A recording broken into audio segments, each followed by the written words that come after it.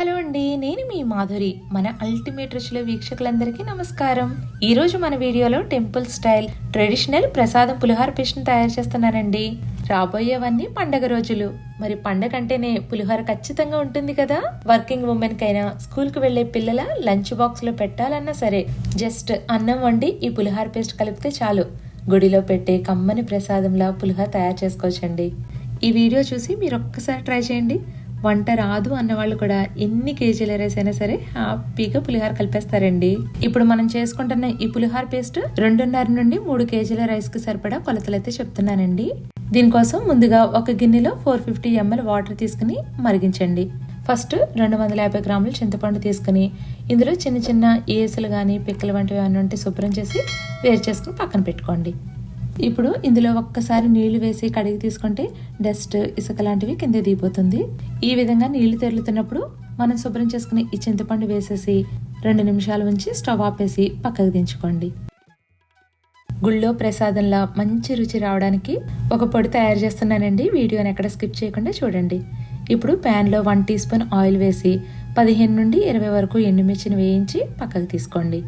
ఇప్పుడు అదే ప్యాన్లో 1 టేబుల్ స్పూన్ మిరియాలు, 1 టేబుల్ స్పూన్ జీలకర్ర, 1 టేబుల్ స్పూన్ ఆవాలు, 1 టీ స్పూన్ మెంతులు, 2 టేబుల్ స్పూన్లు ధనియాలు కూడా వేసి సన్నని మంట మీద దోరగా వేయించుకోవాలి.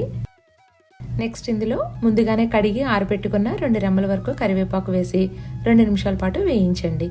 అలాగే 1 టేబుల్ స్పూన్ నువ్వులు వేసి స్టవ్ ఆపేయండి. ప్యాన్ వేడిగా ఉంటుంది కదా, ఈ వేడికే నువ్వులనేవి ఫ్రై అయిపోతాయి. సో ఇప్పుడు ప్లేట్లోకి తీసుకుని వీటిని పూర్తిగా చల్లారనివ్వాలి. ఇవన్నీ పూర్తిగా చల్లారిన తర్వాత మిక్సీ జార్లో వేసి మెత్తటి పొడిలా చేసుకోవాలి. ఫస్ట్ అయితే మిక్సీ జార్ తీసుకుని అందులో మనం వేయించుకునే ఈ ధనియాలు, జీలకర్ర, మిరియాలు వీటన్నిటిని కూడా వేసి గ్రైండ్ చేసి తర్వాత ఎండుమిర్చిని కూడా వేసి 2 పల్సులు ఇస్తే సరిపోతుందండి. ఈ విధంగా పొడి చేసి ప్లేట్లోకి తీసుకుని పక్కన పెట్టుకోండి. ఇప్పుడైతే ఈ నానబెట్టుకునే చింతపండు నుండి గుజ్జు తీసుకోవాలి. దీనికోసం ఈ చింతపండు పూర్తిగా చల్లారిన తర్వాత మిక్సీ జార్లో వేసి 2 నుండి 3 పల్సులు ఇచ్చి గ్రైండ్ చేయండి. ఇలా చేస్తే వేస్ట్ అవ్వకుండా ఎక్కువ క్వాంటిటీలో గుజ్జు అనేది తీసుకోవచ్చు. ఫాస్ట్గా అయితే గ్రైండ్ చేయకూడదు. ఇప్పుడు ఈ పేస్ట్ ని ఫిల్టర్ చేసుకోవాలి.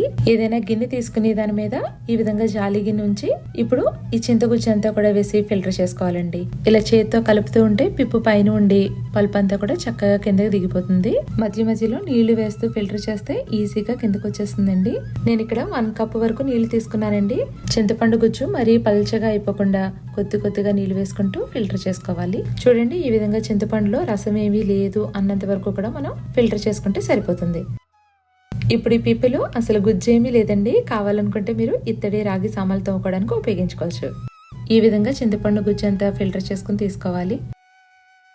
ఇప్పుడు లోతుగా ఉన్న కడాయి తీసుకుని అందులో 1 కప్ వరకు నువ్వుల నూనె వేసి వేడి చేయాలి. పులిహోరకి ఎప్పుడైనా సరే పల్లి నూనె కానీ నువ్వుల నూనె కానీ వాడుకుంటే ఏ పప్పు నూనె అయినా సరే చాలా రుచిగా ఉంటుందండి. ఇప్పుడు ఆయిల్ హీట్ అయ్యాక 1 కప్ పల్లీలు, వెయిట్ లో వచ్చి 150 గ్రామ్స్ ఉంటాయండి.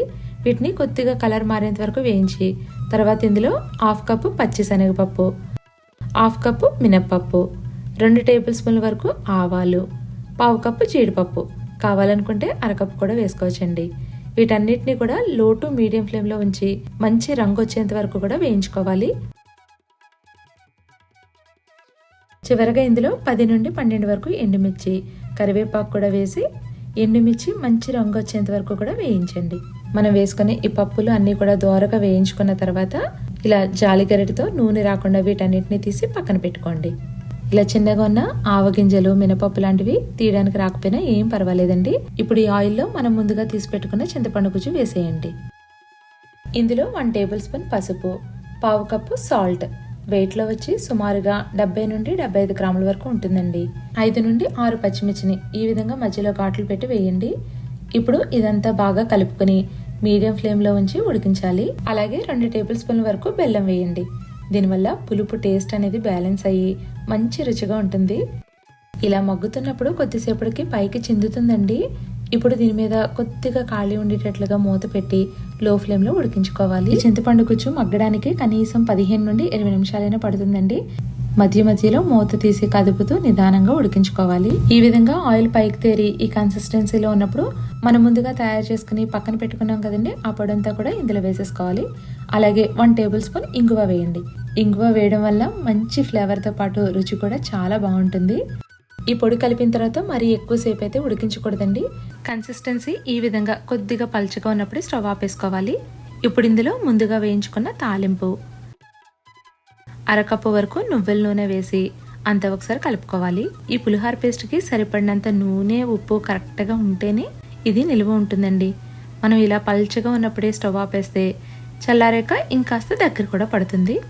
ఇలా తయారు చేసుకున్న పేస్ట్ని పూర్తిగా చల్లారిన తర్వాత ఏదైనా ఎయిర్టైట్ జార్లో వేసుకుంటే కనీసం 6 నెలల పాటు స్టోర్ చేసుకోవచ్చండి.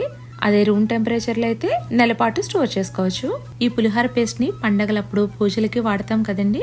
ఇది మనం చేసే రోజు స్టవ్ అంతా క్లీన్ చేసి మనం కూడా స్నానం చేసిన తర్వాత తయారు చేసుకుంటే పూజలకు కూడా ఉపయోగించుకోవచ్చండి. ఇప్పుడైతే ఈ పేస్ట్తో పులిహోర ఎలా కలుపుకోవాలో చూపిస్తానండి. 1 కప్ రైస్ కొలతకు చెప్తున్నానండి. వెయిట్లో వచ్చి 200 గ్రామ్స్ రైస్ తీసుకుని అందులో కొద్దిగా ఆయిల్ వేసి ఇలా పొడి పొడిగా ఉడికించి తీసుకున్నాను. ఇప్పుడు ఇందులో 1 టీ స్పూన్ అల్లం, 1/2 టీ స్పూన్ ఆవాలు నూరి ఈ ముద్దను కలుపుతున్నానండి.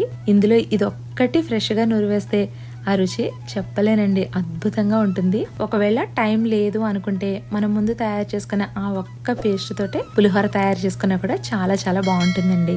ఇప్పుడు అన్నం కొద్దిగా వేడిగా ఉన్నప్పుడే ఈ నూరుకున్న అల్లం, ఆవ పేస్ట్, అలాగే కొద్దిగా పసుపు, 1 రెమ్మ కరివేపాకు వేసి దీనిపైన అన్నం వేసి 5 నిమిషాల పాటు ఉంచండి.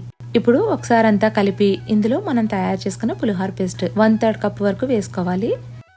ఇప్పుడు ఇదంతా అన్నంలో కలిసేటట్టు చేతితో చక్కగా కలుపుకుంటే కమ్మగా గుడిలో పెట్టే ప్రసాదం పులిహోర తయారవుతుందండి.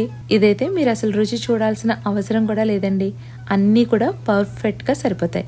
అంతేనండి, పండుగ రోజు హడావిడి లేకుండా ముందుగా ఇలా తయారు చేసి పెట్టుకుంటే ఎన్ని కేజీల రైస్ తోటైనా పులిహోరని ఈజీగా కలిపేయచ్చండి. ఇప్పుడైతే మీరందరూ కూడా తప్పకుండా ట్రై చేసి మీకు ఎలా కుదిరిందో కమెంట్ సెక్షన్ లో చెప్పండి. వీడియో నచ్చితే లైక్ చేయండి, కొత్తగా నా ఛానల్ చూస్తున్న వారు సబ్స్క్రైబ్ చేయండి. మరో సరికొత్త వీడియోతో మళ్ళీ కలుద్దాం. అంతవరకు స్టే ట్యూన్ టు మన అల్టిమేట్ రుచులు.